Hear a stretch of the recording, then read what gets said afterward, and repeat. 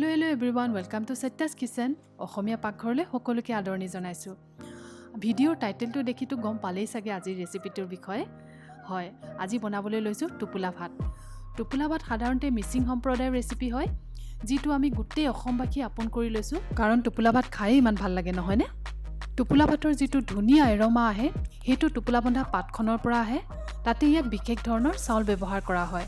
তেন্তে হলে আহক আৰম্ভ কৰো। পাছে আজি মায়েহে বনাইছে, মই মাত্ৰ কেমেৰাহে হেণ্ডেল কৰিছো। টুপুলা ভাত বনাবৰ কাৰণে ব্যৱহাৰ কৰিছো খামটি লাহি চাউল। এই চাউলটো ব্যৱহাৰ কৰে বুলি কয় সাধাৰণতে। ইয়াৰ পৰা ভাত বনালে অকমান বৰা চাউলৰ নিচিনা ষ্টিকি টাইপ হৈ যায়, যিটো খাবলৈ বহুতেই ভাল লাগে। এই চাউলটো প্ৰেছাৰ কুকাৰ নহলে বা চচপেনত বনালে খাবলৈ বহুত ফেটফেটিয়া হৈ যায়। সেইকাৰণে সাধাৰণতে চেৱা দি বা ভাপত বনোৱা হয় ইয়াত। প্ৰথমে চাউলখিনি আমি তিয়াই ৰাখিম 3 ঘণ্টামানৰ কাৰণে।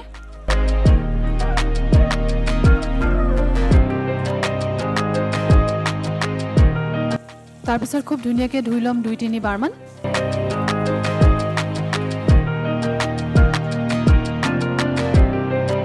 চাউলখিনি ষ্টিম কৰিবৰ কাৰণে বা সেৱা দিবৰ কাৰণে প্ৰথমে এটা চচপেনত পানী গৰম কৰিম। আপোনালোকৰ ওচৰত যদি ষ্টিমাৰ আছে তেতিয়াহ'লে ষ্টিমাৰ ব্যৱহাৰ কৰিব পাৰে। এইটো মাৰ পুৰণা প্ৰচেছ হয়, তেখেতে এনেকেই বনায় সদায়।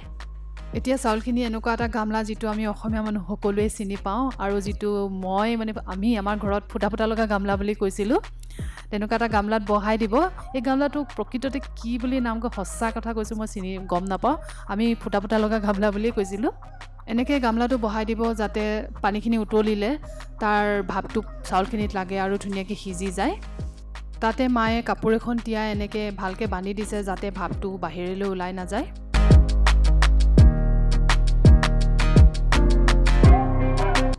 এতিয়া ঢাকন এখন লগাই 20-25 মিনিটমানৰ কাৰণে সিজিব দিব লাগিব। ইয়াত গেছৰ ফ্লেমটো হাই ৰখা হৈছে। মাজে মাজে পানী অকণমান ছটিয়াই চাউলখিনি লৰাই থাকিব, তেতিয়া চাউলখিনি শুকাই নাযায় আৰু ধুনীয়াকৈ সিজি যাব। কোমল হয়ও তেতিয়া খাবলৈ চাউলটো।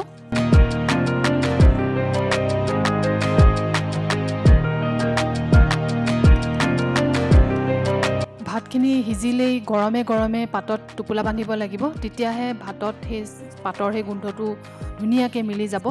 টুপুলা ভাতখিনি মেৰিয়াবৰ কাৰণে সাধাৰণতে কৌপাত ব্যৱহাৰ কৰা হয়। এই কৌপাতটোৰ যদি বেলেগ কিবা নাম আছে, সঁচা কৈছোঁ মই নাজানো। আপোনালোকে যদি জানে প্লিজ মোক ডেছক্ৰিপশ্যনত জনাব।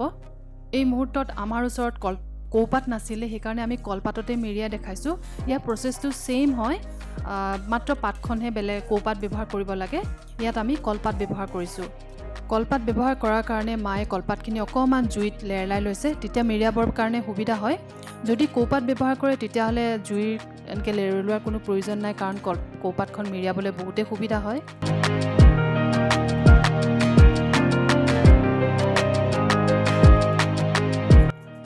এতিয়া এনেকৈ মেৰিয়াই এটা গামলাত ৰাখি যাম।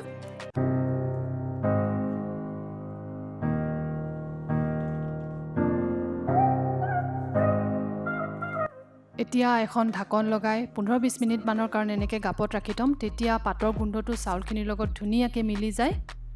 এতিয়া আপুনি ভাতখিনি আপোনাৰ মন পচন্দৰ চব্জি বা মাংসৰ লগত খাব পাৰে। ইয়াত মই গাহৰি মাংস আৰু ফ্ৰাই ভাঙন মাছৰ লগত পৰিৱেশন কৰিছোঁ। যদি এই ভিডিঅ'টো চাই ভাল লাগিলে তেতিয়াহ'লে লাইক, শ্বেয়াৰ, কমেণ্ট আৰু ছাবস্ক্ৰাইব কৰিবলৈ নাপাহৰিব। তেতিয়াহ'লে আজিলৈ আহিছোঁ, নমস্কাৰ।